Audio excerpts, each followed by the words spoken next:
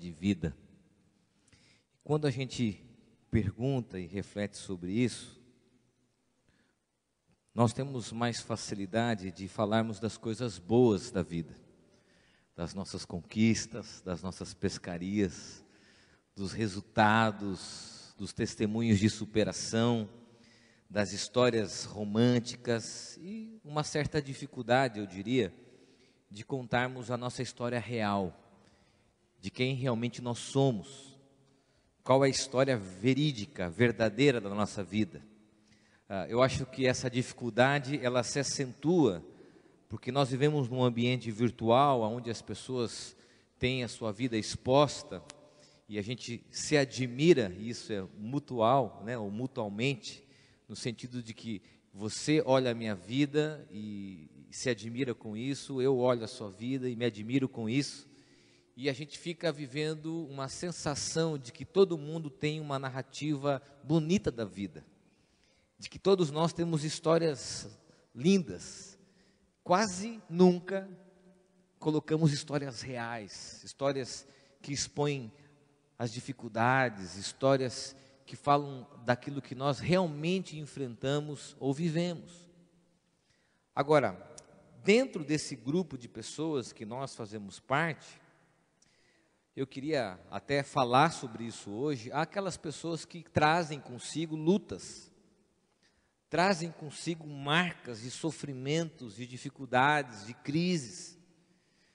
E aqui nós podemos colocar 3 tipos de pessoas: aqueles que já sofreram, enfrentaram crises, lutas, dificuldades, aqueles que estão sofrendo, que de alguma maneira enfrentam conflito, uma dor, uma questão de saúde, um problema familiar, não sei. Aqui a questão de sofrimento é uma questão de indisposição, uma questão de que leva eu e você a um desgaste emocional, físico, espiritual, diante de uma causa, de uma dor, de um lamento, de um incômodo. E há o terceiro grupo de pessoas, que eu não quero aqui desanimar você, mas isso é um fato, daqueles que precisam se preparar para quando o sofrimento chegar.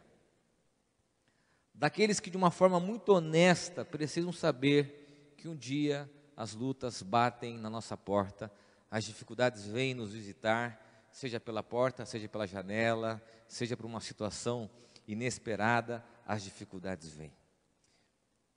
Agora, o que a Bíblia nos apresenta diante dessas narrativas de lutas, daqueles que já enfrentaram, e quando fazem essa reflexão, olham para trás e são pessoas marcadas pela vida, daqueles que estão vivendo um momento como esse, de angústia, de ansiedade, de medo, de dor, de preocupação, e daqueles que hoje, talvez numa situação cômoda, de conforto, de felicidade diante da cultura, podem dizer: puxa, pastor, mas eu nunca passei nenhuma história difícil, tal. Mas eu queria dizer que é importante nos prepararmos, porque elas virão, as lutas virão. Eu quero ler com você uma narrativa que vai nos levar em um movimento do sofrimento à esperança. Essa é uma história bíblica que talvez você já tenha lido, ouvido, conhecida como a história da morte e ressurreição de Lázaro. São 44 versículos que retratam essa narrativa. Eu não vou ler aqui os 44 versículos, fique tranquilo. Essa geração ansiosa, abra no seu celular. Eu quero recortar aqui 4 leituras desse episódio, dessa narrativa, de uma forma bem rápida, para a gente considerar a partir dessa história. A história da morte e da ressurreição de Lázaro. João capítulo 11, do versículo 1 a 44, nós temos essa história. Eu quero ler inicialmente os 4 primeiros versículos, não vai estar na projeção, para que você preste atenção na história, e depois os versículos que nós vamos considerar, nós vamos ter projetado. Preste atenção. Um homem chamado Lázaro estava doente. Ele era do povoado de Betânia, onde Maria e a sua irmã Marta moravam. Esta Maria era a mesma que pôs perfume nos pés do Senhor Jesus e os enxugou com seus cabelos. Era a irmã dela, o irmão dela Lázaro, que estava doente. As duas irmãs mandaram dizer a Jesus: Senhor, o seu querido amigo Lázaro está doente. Quando Jesus recebeu a notícia, disse: o resultado final dessa doença não será a morte de Lázaro. Quando você for bater foto, avisa para dar uma segurada na barriga aqui, que bati de frente. Isto está acontecendo para que Deus revele o seu poder glorioso. E assim, por causa dessa doença, a natureza divina do Filho de Deus será revelada. Primeiro episódio, as irmãs Marta e Maria mandam avisar Jesus de que Lázaro estava doente. Jesus então recebe essa notícia, mas não vai prontamente atender o pedido. Ele vai responder dizendo: olha, essa enfermidade não é para a morte de Lázaro, mas para que Deus manifeste o seu poder, a sua graça, a sua glória nesse episódio. Nós temos o primeiro recorte da narrativa. O segundo recorte, a história avança, é quando Jesus vai até lá, e o texto diz assim: quando chegou Jesus, já fazia 4 dias que Lázaro havia sido sepultado. Betânia ficava a menos de 3 quilômetros de Jerusalém, e muitas pessoas tinham vindo visitar Marta e Maria para as consolarem por causa da morte do irmão. Quando Marta soube que Jesus estava chegando, foi encontrar-se com ele. Porém, Maria ficou sentada em casa. Então Marta disse a Jesus, preste bem atenção: se o Senhor estivesse aqui, o meu irmão não teria morrido. Mas eu sei que mesmo assim Deus lhe dará tudo o que o Senhor pedir a ele. O seu irmão vai ressuscitar, disse Jesus. Marta respondeu: eu sei que ele vai ressuscitar no último dia. Então Jesus afirmou: eu sou a ressurreição e a vida. Quem crê em mim, ainda que morra, viverá.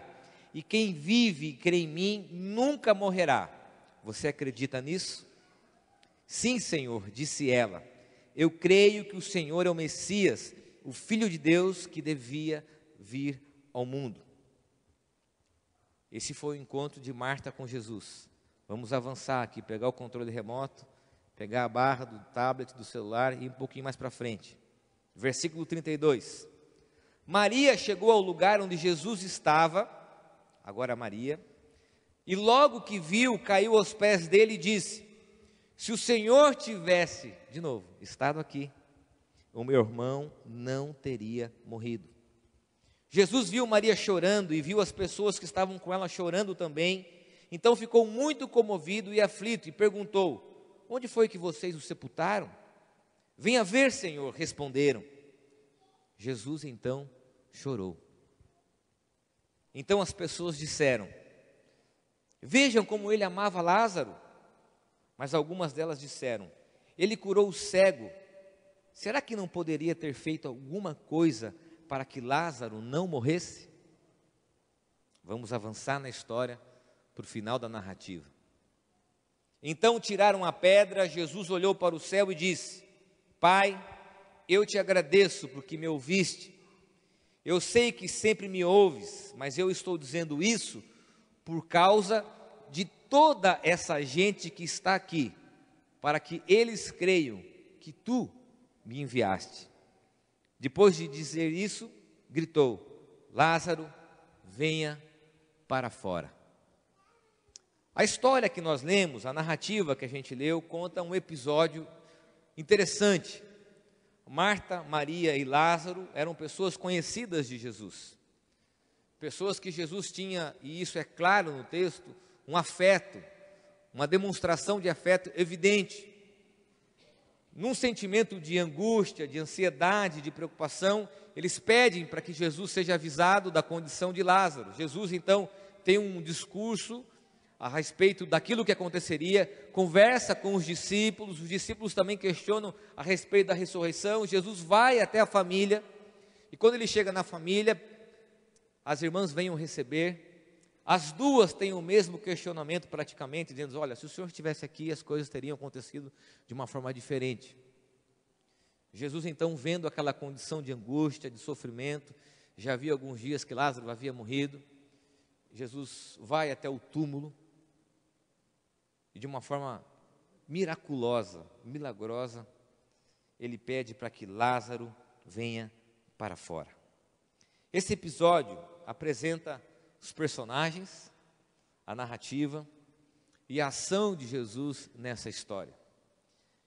E aqui alguns elementos são importantes para falar sobre essas histórias de sofrimento, de angústias e de luta. E a primeira consideração que eu gostaria de fazer é esta, partindo do texto e da história que nós ouvimos. O texto nos leva a considerar que o sofrimento não é o fim. Vou repetir isso, porque muitas pessoas, diante do sofrimento, ficam paralisadas.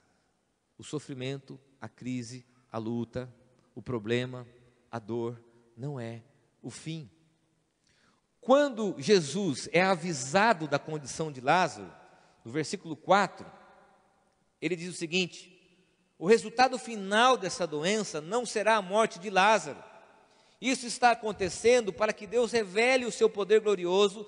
Assim, por causa desta doença, a natureza divina do Filho de Deus será revelada.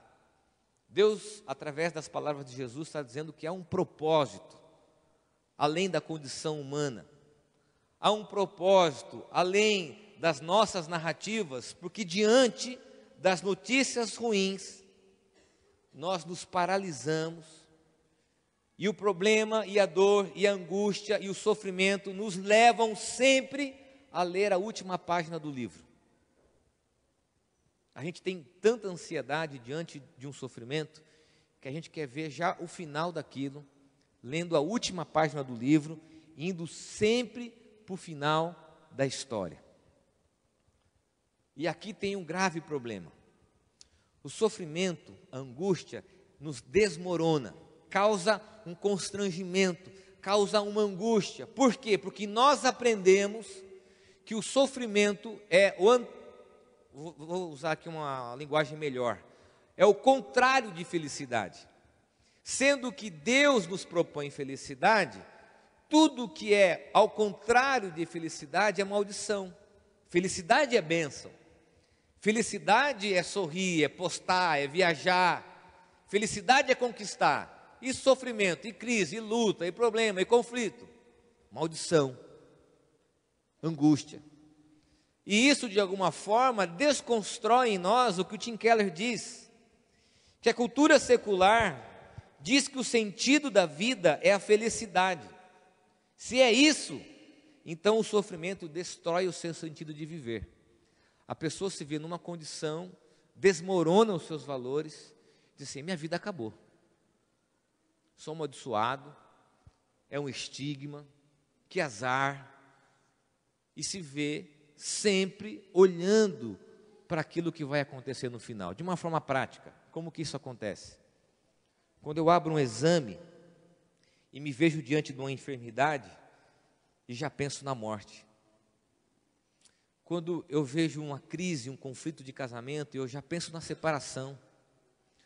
Quando eu enfrento uma situação difícil no trabalho, eu já penso no desemprego.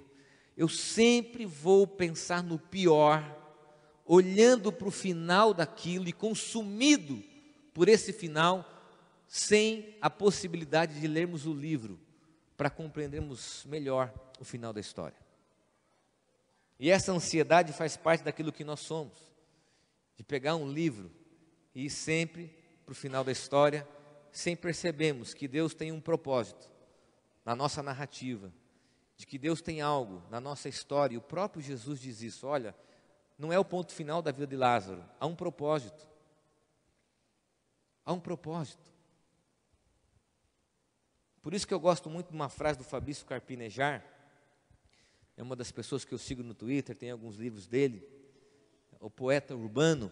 Ele diz que diagnóstico não é destino, porque as lutas, os problemas, a enfermidade, o sofrimento, as dificuldades de uma forma geral, elas trazem essa sentença da infelicidade, de que o pior está por vir, de que o pior nos espera, ao ponto de nos cegar para o propósito, para a narrativa, para o caminho, para aquilo que Deus quer se revelar.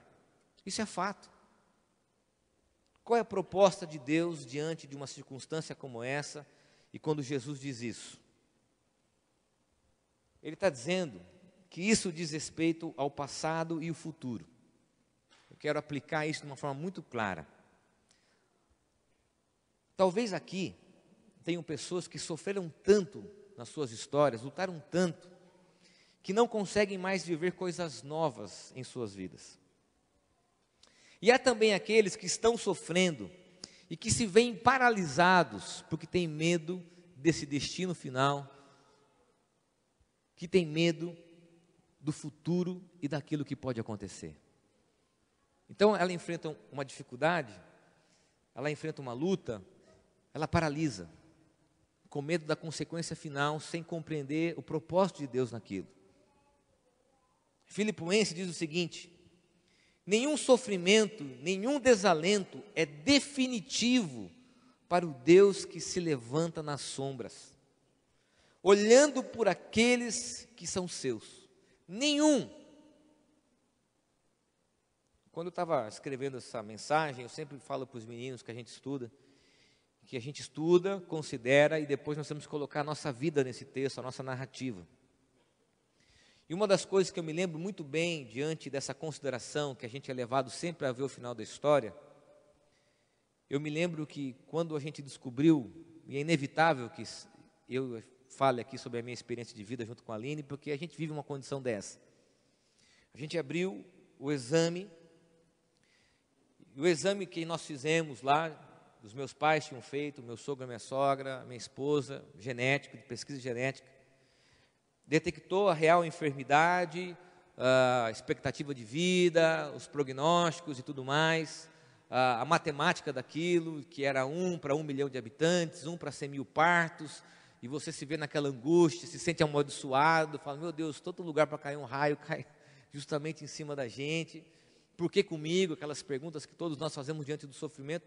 Mas naquele momento, o que causou uma angústia e uma ansiedade muito grande para mim, foi que eu fui tomado por esse sentimento de olhar para o futuro. Eu falei, meu Deus, como vai ser o crescimento dele? Até quando ele vai viver?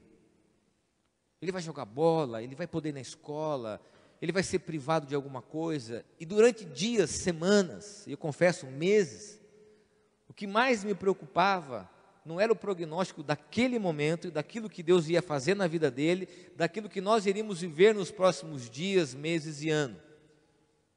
A minha angústia era o futuro. A minha angústia era saber o que aconteceria e como aconteceria na vida dele. Nós somos tomados por esse sentimento quando nós sofremos. E o convite de Jesus é estabelecer que nenhum sofrimento, nenhum desalento é definitivo para o Deus que se levanta nas sombras, olhando por aqueles que são seus. Há um propósito. Mesmo que de uma forma incompreensível, mesmo que as coisas nos paralisem, Deus está dizendo que nessa condição Ele vai se manifestar. Eu fico imaginando que talvez as pessoas que correram até Jesus para avisar de Lázaro, esperavam que Jesus dissesse o seguinte, opa, claro, eu gosto tanto deles que eu estou indo agora. Mas Jesus diz, olha, calma, não é o final da história, não é o fim, há um propósito, há um sentido maior do que talvez vocês estão compreendendo, porque a preocupação daqueles mensageiros era qual? Que Jesus salvasse Lázaro. Segunda consideração do texto. O texto nos leva a considerar uma pergunta recorrente e muito comum diante do sofrimento. Sabe qual é? Onde Deus está? Onde está Deus nesse sofrimento? Por 3 vezes, nessa narrativa, nós temos esse questionamento. Primeiro, Marta questiona no versículo 21 a Jesus, diz, ó, se o Senhor estivesse aqui, o meu irmão não teria morrido. Versículo 32, Maria agora questiona, se o Senhor estivesse aqui, o meu irmão não teria morrido. E no versículo 37, não é mais Marta e nem Maria, são as pessoas que questionam, quando elas dizem o seguinte, puxa vida, mas ele curou o cego Será que não poderia ter feito alguma coisa para que Lázaro não morresse? Interessante na narrativa esses 3 lamentos que dizem respeito a muito daquilo que nós sentimos e nos perguntamos diante do sofrimento. No sofrimento, nós somos levados a nos perguntarmos sobre a ausência de Deus diante das nossas dores e lutas. A pergunta que nós fazemos é: será que Deus está indiferente aos meus sentimentos? Se esqueceu de mim? Ou talvez simplesmente a pergunta que você possa fazer e eu e nós podemos fazer: aonde Deus estava na minha história de vida quando deixou que tudo isso acontecesse comigo? Por que eu perdi? Por que eu me machuquei? Por que foi permitido isso? Muitos de nós, ao olharmos as nossas narrativas, nos vemos diante desse questionamento recorrente, humano. Deus, onde o Senhor estava? Onde está o Senhor? Aonde? Porque se o Senhor estivesse aqui, as coisas seriam diferentes. As crises não viriam, conflitos, problemas, as lutas. E aí nós questionamos a ausência de Deus. Uma coisa interessante, pensando a respeito do texto, é que Jesus não entra na retórica deles, criando uma justificativa que talvez muitos de nós teríamos naquele momento, né? Por exemplo, se Marta chegasse para mim e dissesse assim: aonde o senhor está? Se eu estivesse aqui, eu falo: pô, mas Betânia é muito longe. Poxa, você tem que entender que eu tenho outras prioridades. Ou simplesmente dizer assim: pô, eu não sou o próprio Deus, relaxa e fica tranquila, cada um no seu quadrado. Jesus acolhe aquela angústia, Jesus acolhe o lamento, porque sabe que isso é uma pergunta recorrente para nós, seres humanos. Talvez você olhe para a sua história e diga assim: Senhor, onde o Senhor estava? Interessante também o fato de que Jesus ouve esse lamento e Ele amava essas pessoas. Jesus amava essas pessoas. E nenhuma delas fez o exercício de se perguntar a respeito do propósito de Jesus. E é exatamente isso que as tags que você recebeu diz. Tim Keller fala o seguinte: Jesus não nos abandonou apesar do seu sofrimento. Achas que Ele nos abandonaria agora no meio do nosso sofrimento? Jesus poderia responder para elas: olha, vocês conhecem a minha vida, vocês sabem que jamais eu iria abandoná-los. Mas Jesus acolhe aquele lamento, aquela angústia, porque sabe que isso faz parte da nossa existência. Porque eu quero dizer algo para você aqui: o sofrimento não é uma maldição. Talvez a religiosidade ensinou isso para a gente, que os problemas, as lutas, o sofrimento é sinônimo de maldição. Sofrimento é uma condição humana. Todos nós estamos sujeitos a passar, a perder, a se machucar, a ferir e ser ferido.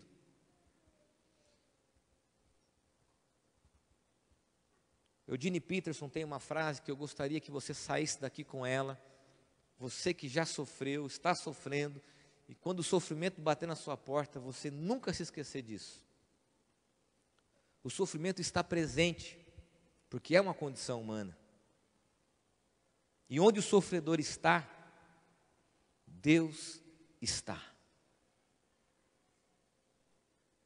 Aí no seu sofrimento, Deus está. Aquelas mulheres estavam preocupadas com a cura, com a ausência de Jesus, e encontraram um Deus que se revelou através de um choro. Por isso, preste bem atenção: Deus não esteve, não está e nunca estará indiferente à sua história de vida. Vou repetir para você que talvez achou que Deus estava distante de tudo aquilo que se passou na sua história, de tudo aquilo que se passou na sua vida. Deus não esteve, Deus não está e nunca estará indiferente à sua história de vida e sofrimento. A maior prova disso nessa narrativa Ele chorou. Ele chorou. O texto diz que ele viu Maria chorando e viu as pessoas que estavam com ela chorando também. Então ficou muito comovido e aflito e perguntou: onde foi que vocês o sepultaram? Venha ver, Senhor, responderam. Jesus então chorou diante daquela condição. Ele não usou de retórica, de diálogo, ele apenas se compadeceu. Porque onde o sofredor está, Deus está. Eu já disse isso aqui algumas vezes, eu gostaria de reafirmar para você. Eu tenho algum tempo, alguns anos já de vida cristã, já participei de congressos, ajuntamentos de música, tive a oportunidade de falar em lugares pequenos, grandes, médios,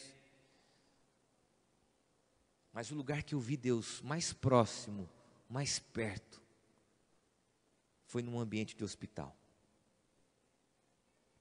E uma das coisas mais interessantes, que até hoje acontece, muitas das vezes eu e minha esposa, nós somos convidados a visitar famílias, assim como a Silvia e o Rodrigo, outras famílias que talvez estejam aqui, a gente vai visitar, porque a gente passou por isso, ainda passa.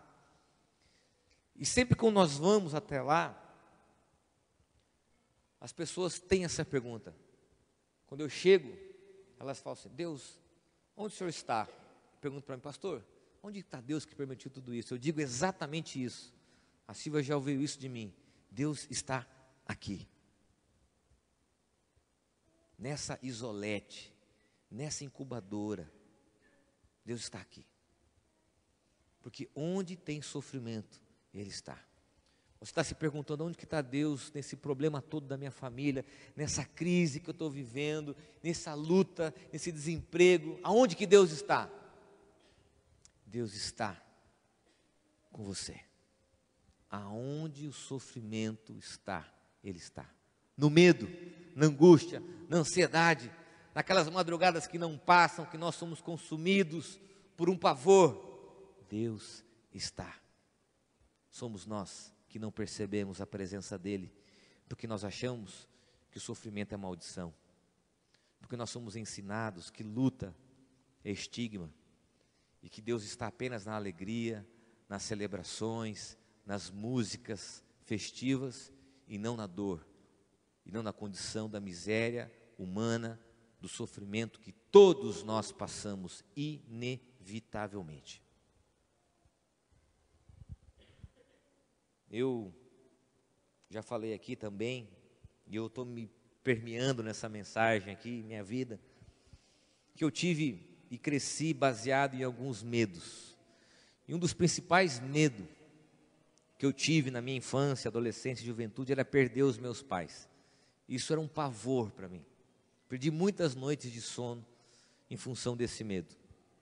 Até que esse dia chegou. E quando esse dia chegou, o medo que eu tinha de que aquilo acontecesse, sabe do que eu experimentei? Que Deus estava ali. Que Deus estava ali. Eu não estava sozinho. O medo não me consumiu. O medo não me apavorou, não me congelou. Porque Deus estava ali. E Deus se revela nesses locais de diversas formas, de uma forma sobrenatural, de uma forma magnífica, mas se manifesta através das pessoas, se manifesta através do carinho, das preocupações, e Deus está ali através de tudo isso. Somos nós que não percebemos isso. Terceira e última consideração dessa narrativa. O texto nos leva a considerar que o maior milagre não é tão somente a ressurreição. A ressurreição foi algo maravilhoso, mas a mudança da história de Lázaro e suas irmãs. Nós chegamos até a pensar que o tema adequado seria a ressurreição de Marta e Maria, porque a vida dessas mulheres é ressignificada, a história de vida delas é transformada. Você parou para pensar o quanto essas mulheres se dedicaram no cuidado a Lázaro, o quanto elas lutaram, e às vezes é muito comum, a gente convive nesses ambientes de hospital, a gente percebe famílias, e mais as mulheres, isso é fato, homem é banana para isso, mais mulheres, mais mulheres, lutando na condição de sofrimento, de angústia, e Jesus se revela inicialmente, não a Lázaro. Ele poderia chegar lá e falar assim: não quero falar nem com Marta, nem com Maria, vamos direto ao problema. Homem é prático, né? Iríamos para lá. Jesus não diz isso.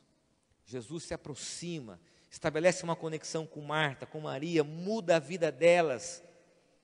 Tanto isso é verdade que no versículo 25 Jesus afirmou: eu sou a ressurreição e a vida, quem crê em mim ainda que morra viverá, e quem vive e crê em mim nunca morrerá. Você acredita nisso?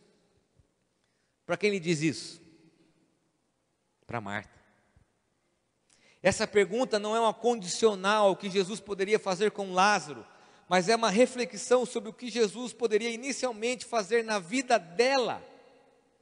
E Deus se revela como ressurreição e a vida, a autorrevelação a essas mulheres. Poucas pessoas prestam atenção no texto, que antes da ressurreição de Lázaro, há a transformação de vida dessas duas mulheres, e há o convite da ressurreição a Marta. Por isso que John Stott diz o seguinte: Deus trabalha primariamente na natureza e não no sobrenatural.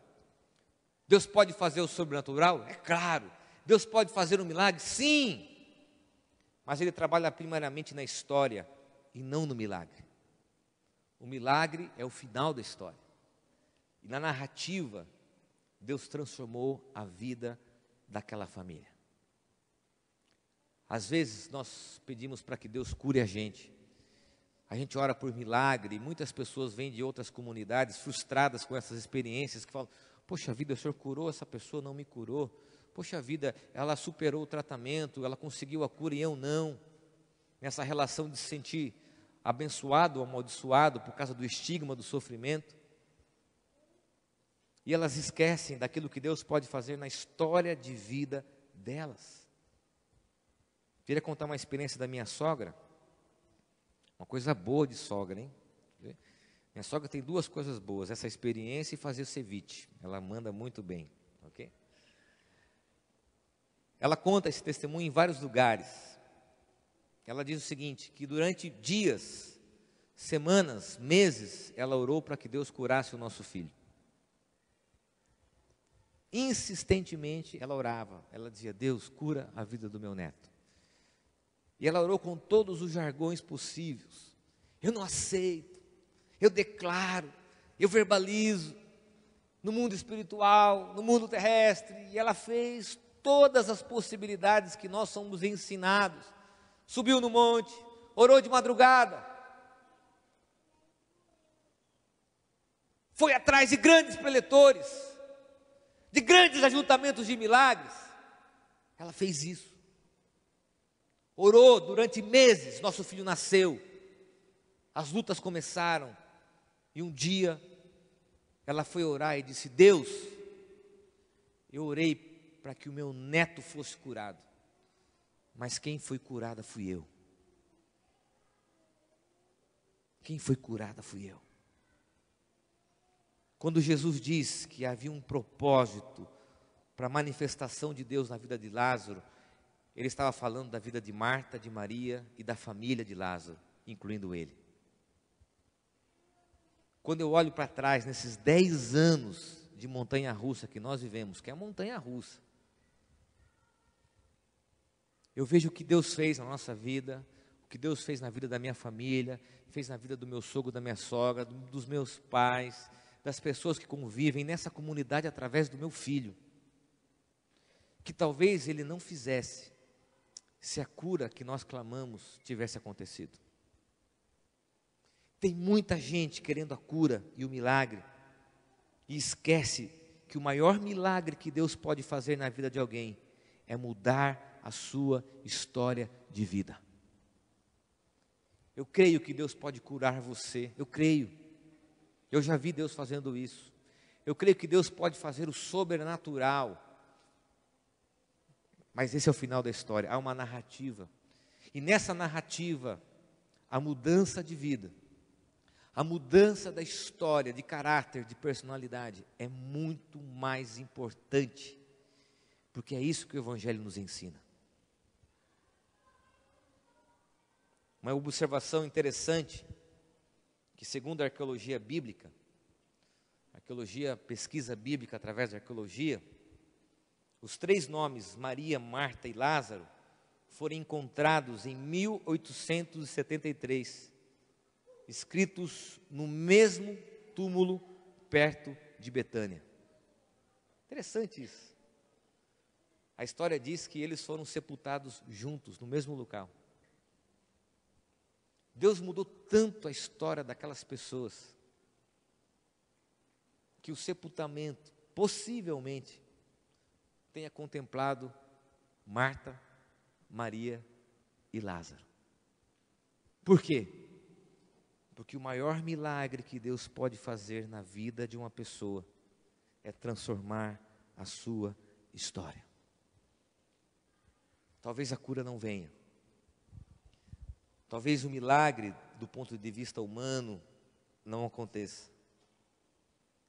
Mas a cura das nossas histórias, do nosso caráter, mas o ressignificado da nossa trajetória, venha através de Jesus.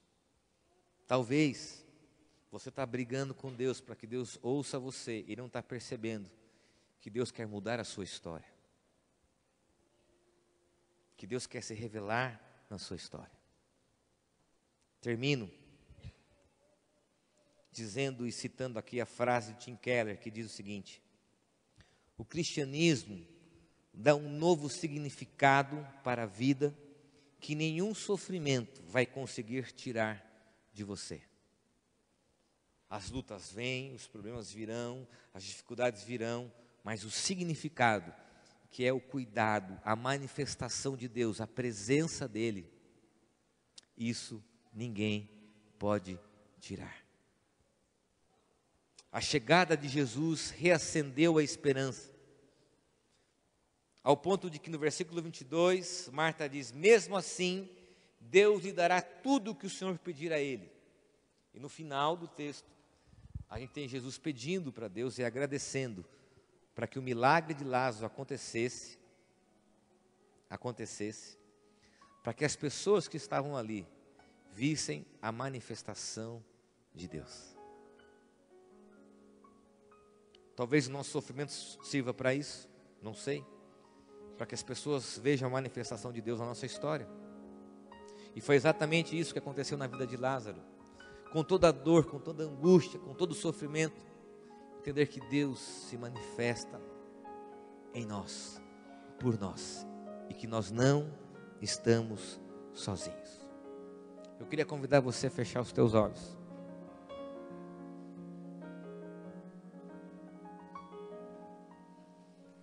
Você que orou por cura, você que já foi em retiros, em encontros, buscando o sobrenatural para que as coisas mudassem na sua casa num passe de mágica. Você que olha para o seu passado e pergunta assim: puxa, Senhor, onde o Senhor estava? Se eu estivesse aqui as coisas seriam diferentes. Deus está. Ele esteve presente, Ele está presente, Ele vai estar presente. Nunca esteve ausente. E o que Deus quer fazer em nós, por nós e através de nós, é mudar a nossa história de vida,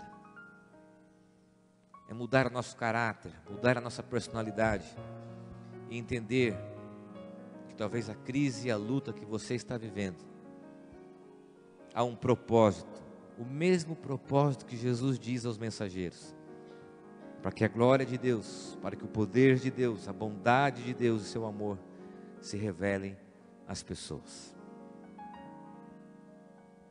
Senhor, aqui estão pessoas sofridas, marcadas pela vida, que enfrentaram lutas, dificuldades, crises profundas e que trazem na sua história pessoal essas marcas, ao ponto de que não conseguem viver coisas novas, não acreditam mais em nada e acham que o Senhor esteve ausente.